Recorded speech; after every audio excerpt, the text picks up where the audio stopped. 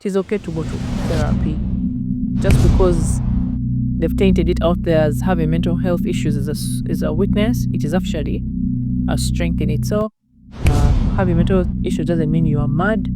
You are as normal as we are. We also get mental health issues. Therapy is very good for unpacking your baggage, unpacking your mind, unpacking your emotions, understanding what you're going through, changing limiting beliefs. Yes, one of the biases comes from the fact that most therapists are women.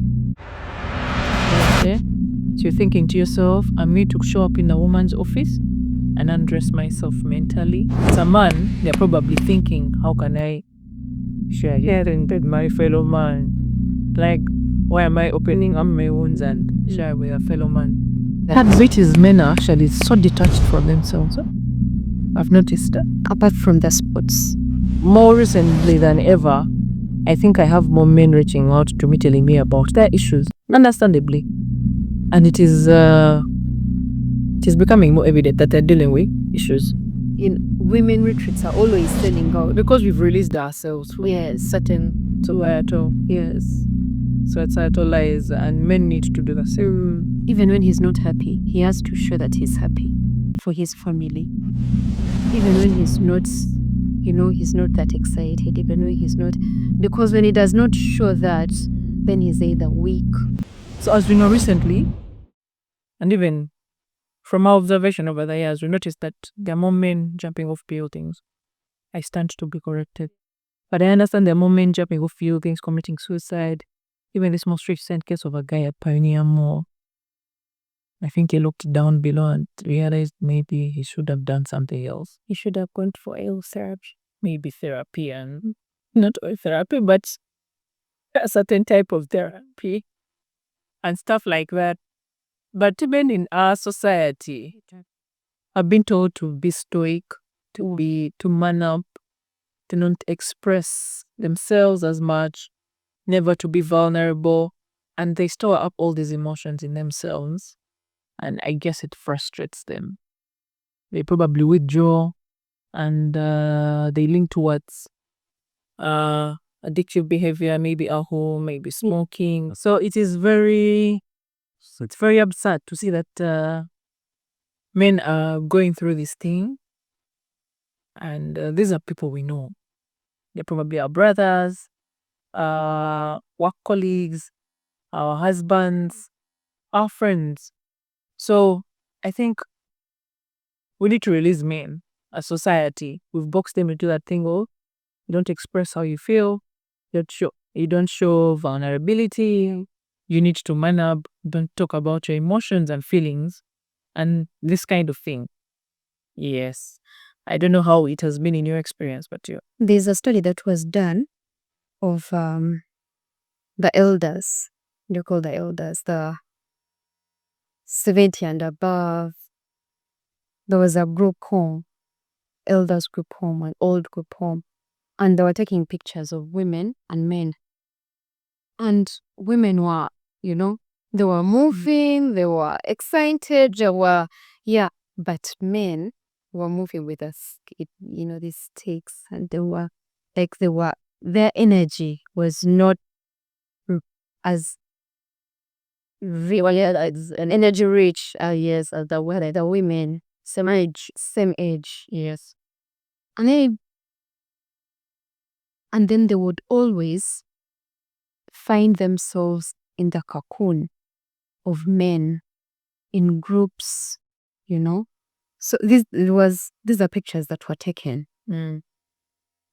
which poses the thought of women actually taking care of themselves. Women are doing the best that they can, Yes, to take care of themselves. Yes, they're trying. When you tell a woman there's this product, she's going to go and try it out.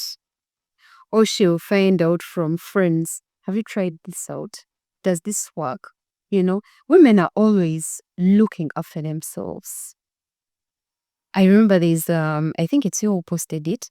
There's a video of, there was a video that was going around where this guy was saying, women will always look for anything, for a retreat, for a women retreats are always sending out. Because we've released ourselves. Yes. Certain societal. Yes. Societal lies, and men need to do the same. On the other hand, men actually, when a man is excited, when a man is happy, even when he's not happy, he has to show that he's happy for his family.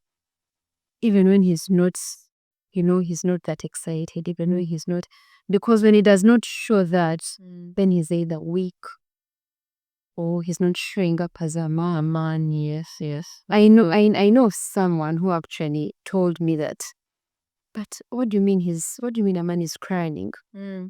What do you mean a man is showing emotional, emotions?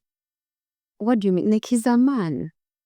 He's a man. And I'm telling him, he's a man, but before he's a man, he's a human being. He's a human being, yes. And as human beings, you're supposed to go through a certain phase like any other person. Supposed to go through a phase where you feel like you're weak, when you feel like you're tired. No, those phases, you're not even supposed to. You will go through them. Those phases always come to both women and men. And we need to recognize, and men need to realize, that therapy is not a gendered concept. Because we both need help to manage our emotional and mental well-being. What we experience as women, men as well experience. I think, yes, probably even worse. I think I've heard of this saying that as women, God inbuilt in us a certain level of resilience and strength that He didn't give men. While men have probably the physical strength, us women have something inbuilt in us to be more emotionally stronger and mentally stronger than men. Because by the time we go through childbirth and everything else that comes after, that takes another kind of strength. For people who have gone through the labor wards and the delivery rooms, I think I've also heard of this. You'd never imagine what we go through in there. But I think I've seen a video or something that there's a time people did an experiment. Maybe it was a joke. Maybe someone is just playing on camera. They put up a scene. But anyway, there's a time they were told that your woman, when she's in labor, we're going to now transfer I saw that Fuji. the pains to you as the husband. And the man didn't even hold it for like even 5 minutes and could not hold it. The son was even crying. They were not holding. So it shows you that God as well put us at the back of His mind and said, you know what, women who, despite being the weaker sex, we still have a certain strength that men don't have. And I think men should be more in therapy than women. They should be. But just because as women we're always looking for ways to take care of ourselves, we find ourselves in therapy. But maybe we should use this opportunity as well to let men know which other coping mechanisms are there besides therapy. It may be understandable. You may not reach out to a therapist. You may not reach out for talk therapy. But there are other forms of therapy that you can try as a man besides drinking, besides smoking, besides these things that they usually resort to, and instead do something more healthier and all that. First of all, you have to notice what things do you like doing. Yeah. What things excite you. Yeah, it's good that self-awareness. Yes. It goes back to the episode that we were just talking about last week of bless you, of noticing who you are within yourself. Do that deep down. Inner work within yourself, and notice what things excite you, what things do you enjoy. Get back to doing that. British men are actually so detached from themselves. I've noticed that. Apart from the sports, unless it has to do with sports or thrill, something with Is in a high or detached from themselves actually. When you talk about the inner work, I think I've begged a friend of mine to do a SWOT analysis for months, just to try to get him to know himself. And it's been 2 months. More recently than ever, I think I have more men reaching out to me telling me about their issues, understandably. And it is becoming more evident that they're dealing with issues. But on that very point of doing the inner work and the self-awareness, men are quite detached. Yeah, so more reason to go to therapy. For someone to help you dig out, unpack some things, Yeah. and get to know yourself. Yes. So other than that, other than noticing the things that you like and finding out the things that excite you, people, places, things, these are things that we detach from when we are trying to detach from a certain behavior in psychology. But we can also use it the other way around. People, places, things. What people excite you? What are you talking to that, when you really talk to this person, you're probably going to talk about an idea. You're probably going to talk about a gig and projects. Something that mentally excites you? Yes. People, places. What places, do you go to? You were telling us about that place that is that has where you normally escape. The great outdoors. Yes. So what places do you go to and feel The rejuvenative. yes. And then things. What things do you like doing? Could be sports, what could be walking, could be biking, could be going mountain climbing, Kickboxing. yeah, because I know for men it's those things that they increase their adrenaline rush in most cases. Gymming. Yeah. It could be car racing. It could be Things that excite you. yeah, those things. Wouldn't those be escapes? It can be an escape. It can be an escape. Because they're not dealing with a real issue. Yeah, it can be an escape, but also it's if it lights something in you, it gets you to know more of yourself. Because an escape would be something like I don't want to talk about this, so let me go and drink. I don't want to talk about this, let me watch a movie and escaping within the characters. But if it's something that you like, if it's something that you love, then it's not an escape.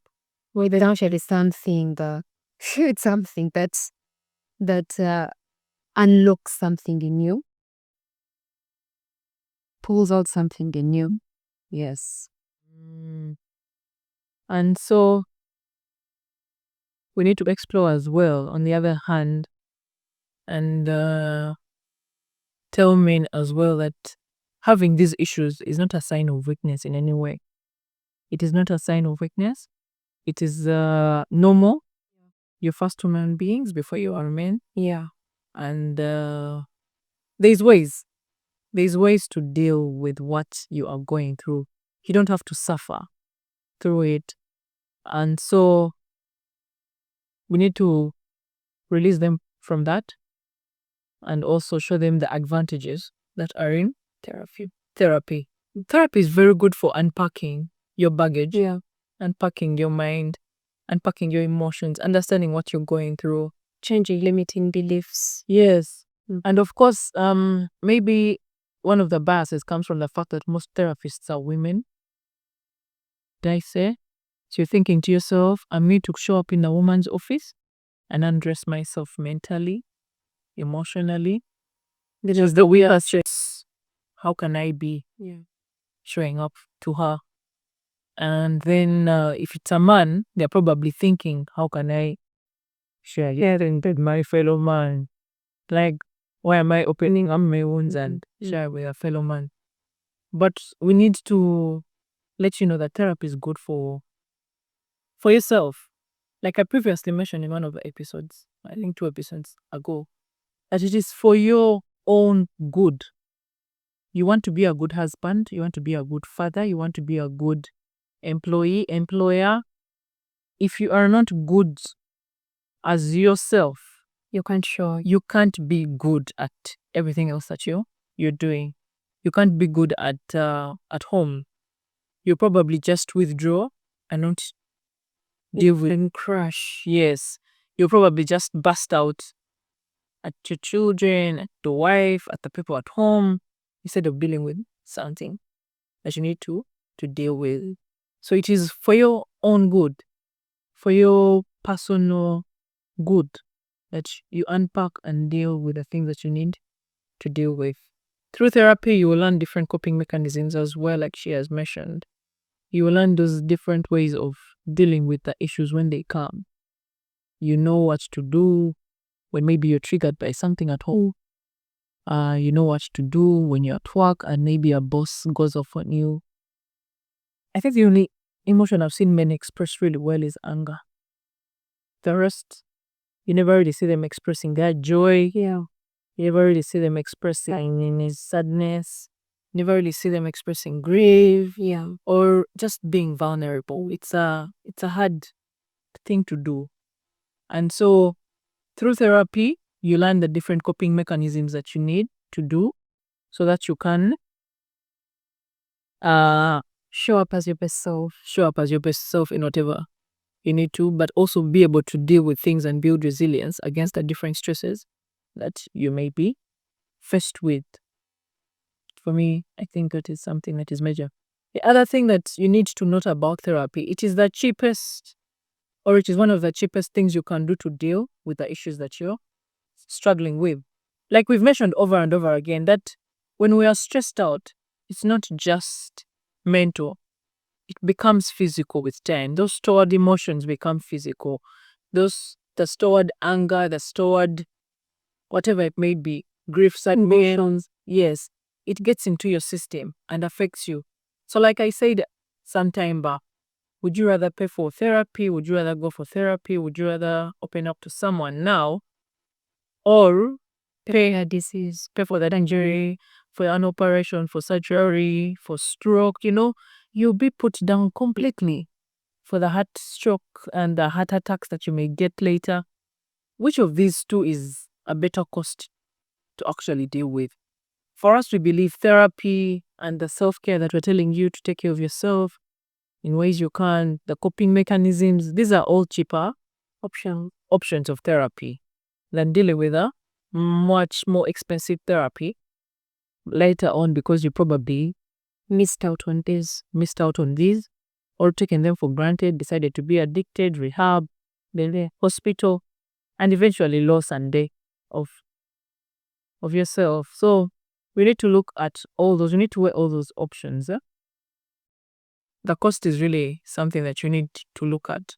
So it is important that we let you know that it is okay to go to therapy. And just because they've tainted it out there as having mental health issues is a weakness, it is actually a strength in itself. And then having mental health issues doesn't mean you are mad. You are as normal as we are. We also get mental health issues as women. And then and by the therapy is not just gender. Therapy is confidential. Yes. I don't know, I would think that, I'm going to hear about these things. If you actually happen to go for therapy and you hear your therapist talking about, you can report the therapist and they can be stopped. Therapy is confidential. Whatever you discuss within this will only be a safe space. Yeah, stays within both spaces. It's just between you, God, and the therapist. Yes. Let me bring this back again. Yeah. I have seen marriages crumble because men don't want to go to therapy. It is absurd. It is really, really sad. I have several friends of mine who are going through marital issues as usual. Yeah. But because as women, we are quick to say, you know what, let's try therapy. Let's see what the therapist says. Maybe I'm the one with the issue. Maybe you also have an issue to work on. So that will work on our marriage. But you'll find a man saying, it's okay if the marriage has to end because I can't go to therapy, so be it. And it is absurd. All we're trying to do, and what maybe these women are trying to do, is to just get you to be a better person for your wife, for your children, for your family, for the nation at large. For yourself. Yes. First it starts with you, but then you become a better father, you become a better husband, you become a better person for the larger community. So let's not lose you to suicide. Let's not lose you guys to addictions. Let's not lose you To dysfunctional behavior. to dysfunctional behavior, to disease, heart attacks, strokes, and all these kind of things. There's a way you call on your life. Yeah, we believe you can do better by going through therapy for your sake, but mostly for the sake of everyone else around you. Yeah. So thank you for coming along today. Thank you for spending time with us. And we hope to get more men in therapy. To help you deal with your stress, help you deal with your traumas, and so that you don't pass them on to your children and sell the same lies that are not helping you in this life. So please remember to follow, like, and subscribe, and we'll be happy to see you on our next episode.